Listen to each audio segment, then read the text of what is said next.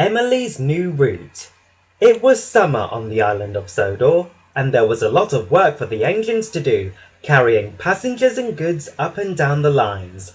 But the engines liked being busy, so they were happy. All except Emily. She was down at the docks with Salty, shunting trucks into the sidings, and she didn't like the work at all.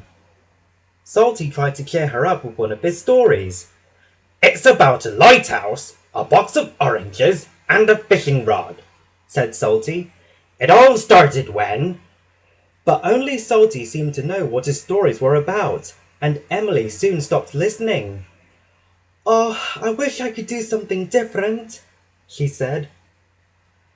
Emily's wish came true the very next morning. "I am opening up some new routes," said the Fat Controller. "Emily, I want you to pull the special going to the flour mill." Emily couldn't wait to tell James and Thomas about her new job. "That's a good job, better than mine," said James. "I have to run to Blacklock. There are big stones on the track that bash my buffers and scratch my lovely red paint." "And he's frightened of the Blacklock monster," added Thomas.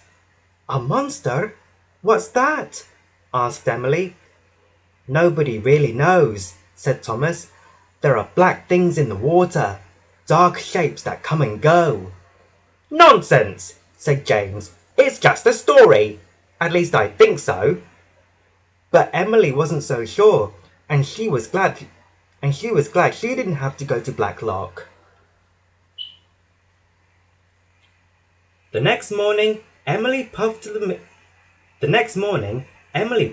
mill, and the flour was loaded onto her trucks. Then she took the flour to the bakery.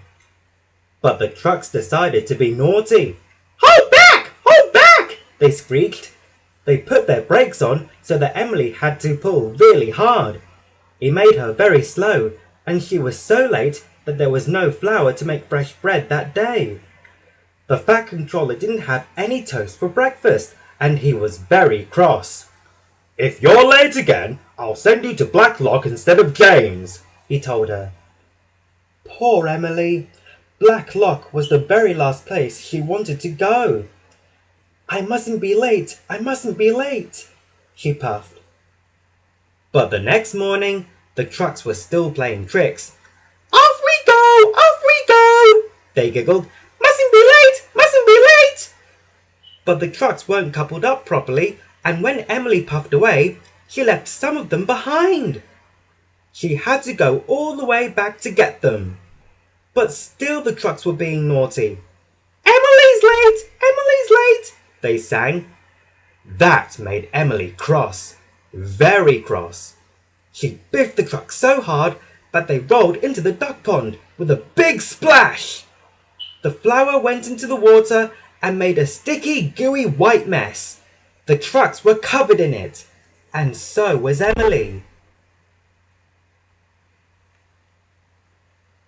Emily was in even more trouble now. I am not at all pleased with you," the Fat Controller told her. "You must do the Blacklock run instead of James." "Oh no," said Emily. "Not Blacklock." Thomas tried to make her feel better. "Wait and see," he said. "You might like the run after all." "What, bashed buffers, scratched paint, and a big monster?" said Emily sadly. "I don't think so." The next morning, Emily puffed to the station to collect her passengers.